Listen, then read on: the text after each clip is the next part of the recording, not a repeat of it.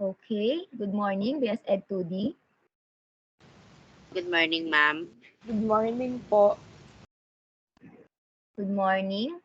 Today is May 2, 2022, and my time is 7:40 in the morning. Okay, I have two students here, Miss Basa and Miss Bautista. Class secretary, please monitor the attendance and participation of your classmates. Now, I want to remind everyone to please maximize your participation in today's discussion. You can raise your hand if you want to answer, or you can comment on Teams chat box. Is that clear? Yes po. Yes, ma'am. Before I start, I want to ask, am I loud and clear on your end? Yes Yes po. po. Okay, thank you. Now, let's start our today's discussion. To begin with, meet Emily's aunt. Her name is Aunt Vicky. She's a plantita and has a big garden of flowers and fruits. And here is Emily, a beautiful young lady. Aunt Vicky invited Emily to go over to her garden to have a tour and spend time with her. She wants to give Emily some mangoes, but she can't reach them. By formulating new words using suffixes, let's help Emily in picking some mangoes. Is that okay, class? Yes, ma'am. Yes, ma'am. Okay, that's great. Now let's begin.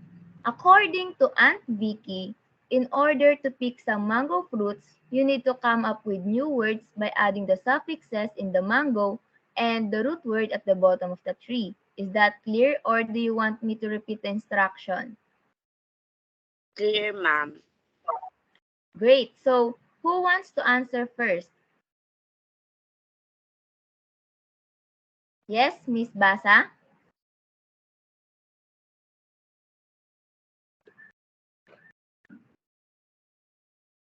The words I Miss Ba- formulated. okay, The go. words I Proceed. for, the words I formulated, ma'am, are packable, pack, packer, and package. Packable, pack, packer, each. Okay, very good. Next, Miss Bautista, what are the new words you formulated? Can you share it in class? Yes, ma'am. These are the new words I formulated using the base word and the suffixes. First is debatable, debated, debater, and debatage. What is the last one, Miss Bautista? Debatage po, ma'am. Okay, debitage. Okay, very good, Miss Bautista. Is there any answer? Anyone? Okay, Miss Basa, please proceed. Ma'am, my answers are manageable, manager, and management po. Manager.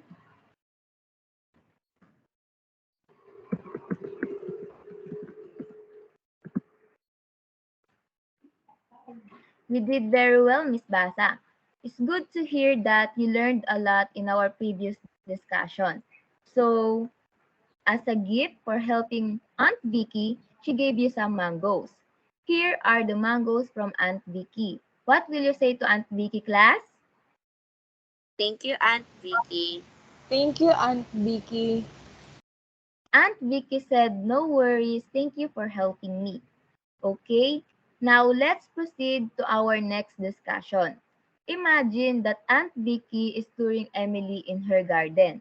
So, I want you to identify all the objects that I will present to you. Is that clear, class? Yes, ma'am. Good, so let's go. Aunt Vicky opened the garden gate for Emily, and when she entered, she first saw an object beside the pathway. What is that object, Miss Basa? A roses, ma'am. Okay, let's see. Very good. Roses.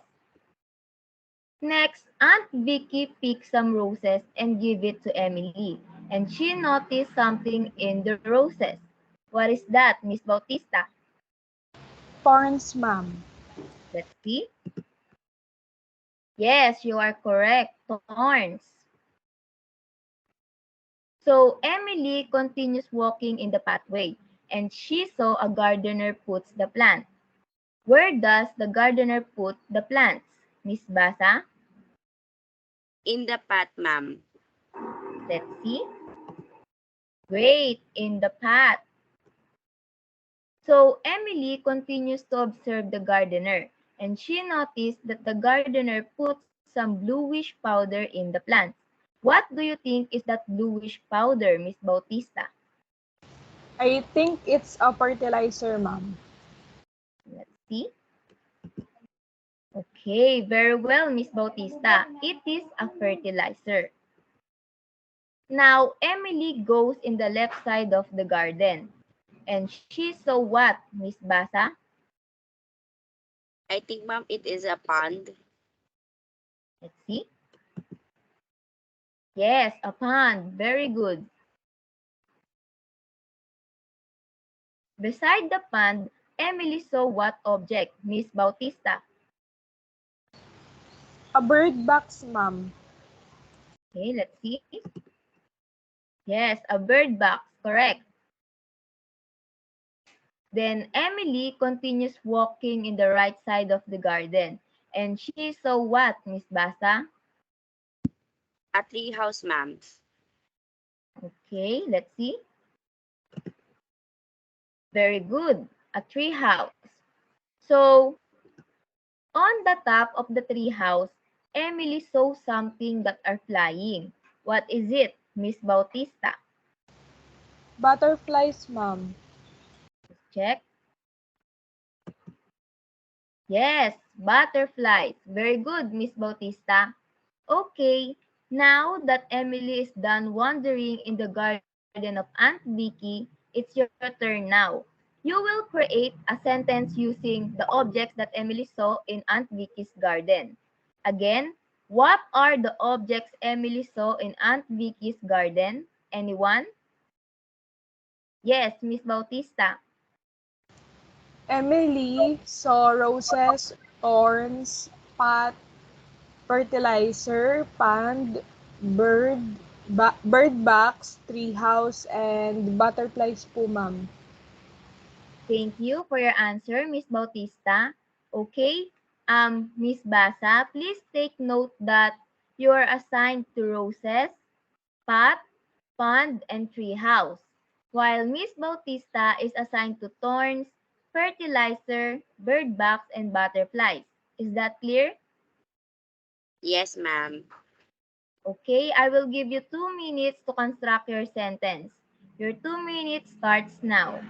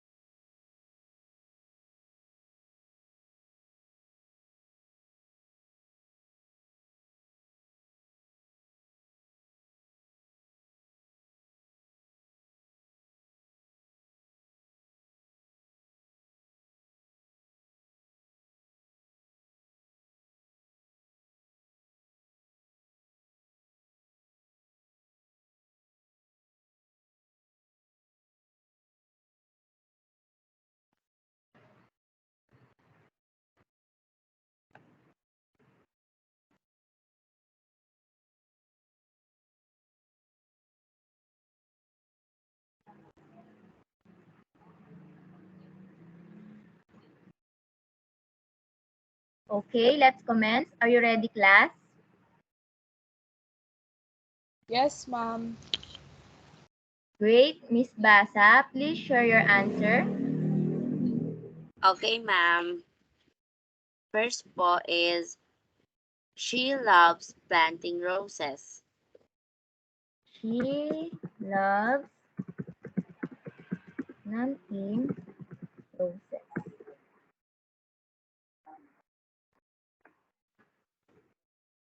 Okay, next. The next one po is pots are colorful ceramic.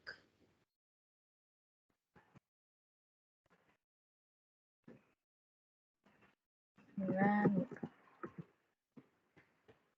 Next. Ducks are swimming in the pond.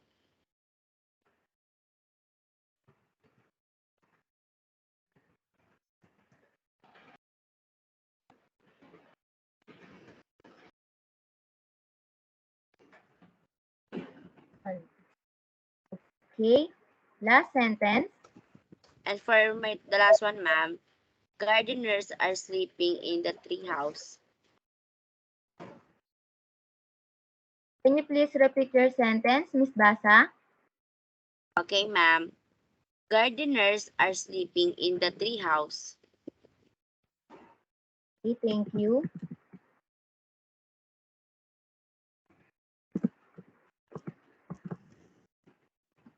Wait for a while.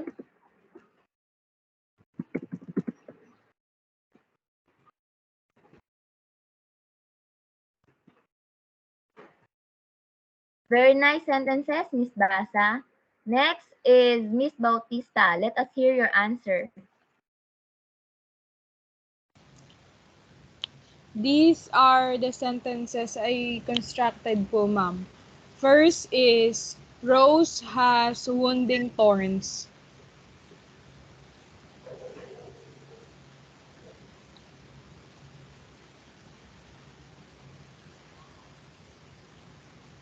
Next po Okay, is, fertilizer is helpful to plants.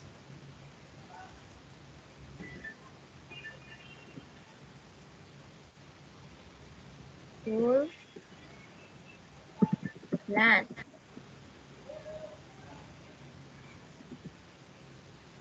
Okay, next sentence. Then, birds are resting in the bird box. Birds are resting in the bird. Wait for a while. Okay, what's your last sentence? Last po is, butterflies are colorful living things. Butterflies are colorful living.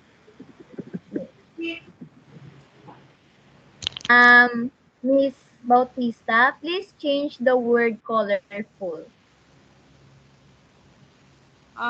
Wonderful po, ma'am. Good, that's much better, Miss Bautista. Now, let me highlight this part of the table.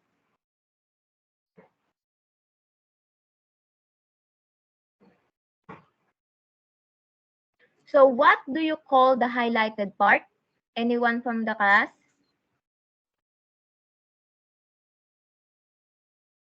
Miss Basa? What do you call this highlighted part? Words with suffixes, ma'am. Correct. Thank you for your answer. So, what are the suffixes used in each sentence? Anyone? Miss Bautista? The suffixes that we use in the sentences are ing and full. Very good. So now, I want to test your memorization. I will delete this highlighted part, then you need to complete again the list. Is that clear? Yes, Yes ma'am. po. Okay, wait for a while. I will just delete this part.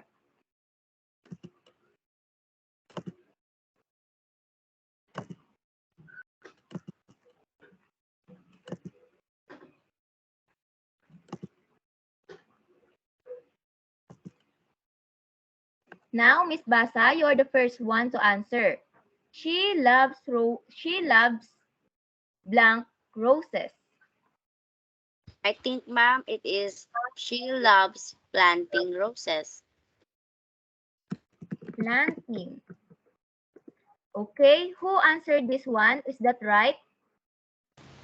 Yes, ma'am. That is correct po. Okay, next. Rose has blank thorns. Miss Bautista, Rose has hurting thorns po, ma'am. 13. Is that correct, Miss Basa? No po, ma'am. What is the correct answer? Wounding, ma'am. Wounding. Okay, wounding. Let's proceed. Pots are blank ceramic. Miss Basa, Pots are colorful ceramic. colorful. Is that correct, Miss Bautista? Yes, ma'am. That is correct po. Okay, Miss Bautista, please answer the next one. Fertilizer is blank to plants. Fertilizer is helpful to plants po, ma'am. Helpful. Miss Basa, let us know if that is correct. Yes po, ma'am. It is correct po.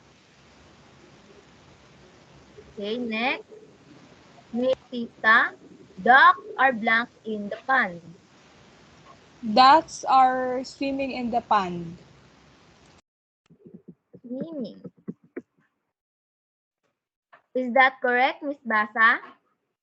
Yes, ma'am. It is correct po. Okay. Next is birds are blank in the bird box. Yes, Miss Basa? Birds are resting in the bird box. Resting. Miss Bautista, let us know if that is correct. Yes po, ma'am. Right po. All right, let's proceed. Miss Bautista, gardeners are blank in the tree house. Gardeners are sleeping in the treehouse. Sleeping. Is that right, Miss Basa? Yes po, ma'am. It is right.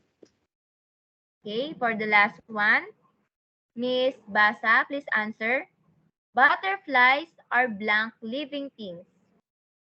My answer, ma'am, is butterflies are wonderful living things. Wonderful. Okay. Miss Bautista, let us know if that is correct. That's correct, ma'am. Okay, you are doing a good job, class. It's good to see that you are learning in our discussion. So, for your last activity, you will share your own experience or thoughts in gardening using at least 3 suffixes. I will give you 3 minutes to construct your answer. Is that clear, class? Yes, ma'am. Clear po. Yes po. Okay, your 3 minutes starts now.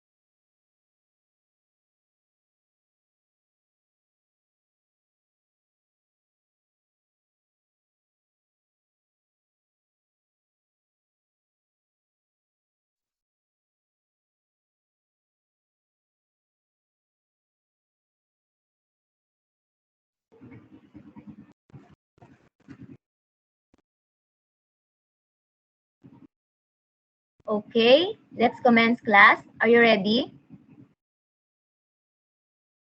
Yes, ma'am. Okay, so who wants to share their thoughts first? Anyone? Yes, Miss Bautista. Okay po, ma'am. Do you hear me po? Yes, loud and clear. Okay po. Vegetable gardening is one of my best hobbies po, ma'am. Almost all the activities involved in vegetable gardening are relaxing and enjoyable. Besides keeping one active po. Vegetable gardening enables me to spend time effectively po outdoors while I am doing something really enjoyable and appealing. In the end po, I eventually enjoy the fruits of my input by harvesting the crops, which take a relatively short period of time to grow po, ma'am. That's all po. Thank you po. Oh, that's nice, Miss Bautista. Keep up your hobby because it is not just relaxing but also it helps our environment. Next, Miss Basa, please share your thoughts or experience. Okay, ma'am, I will proceed po. My favorite hobby is gardening. No other hobby can give me more pleasure than it. I remain confined with study in my room for long hours. So I want to relax my mind by working in my garden. I have a garden of my own. Whenever I get time, I work on it. I take care of the flowers plants regularly in the morning and in the evening. I have all types of flowers in my garden. There are both seasonal and permanent flower plants in my garden. This hobby helps me in various ways. It refreshes my mind. It makes me forget the troubles and worries of life. And it is helpful to my health. That's all, ma'am. Thank you. Okay, thank you, Miss Basa. Um, just like Aunt Vicky, you love flower gardening, right? Yes po. Okay, it's good to hear, class, that you have your own way to relax your mind and body. So, thank you for sharing your thoughts and experiences. So, class, always remember that a suffix is a letter or group of letters added to the end of a word or a root word. Suffixes are commonly used to show the part of speech of a word. Is that clear, class? Yes po, Yes, ma'am. ma'am. Okay, wait for a while. So, before we bid our goodbyes, here's Aunt Vicky and Emily. They want to say thank you for helping them and they hope to see you again. So here's their souvenir for you, class. Here's 3 roses, which according to them means see you again. Okay, that's all, class. Do you have any questions or clarification? None None po, po, ma'am. ma'am. Okay, if there are no questions, I will end this discussion. Have a nice day. I hope you learned something today. Goodbye and thank you, class. Goodbye po, Goodbye, ma'am. See you ma'am. again. Thank you po, ma'am. Goodbye. Goodbye and thank you. See you again, class.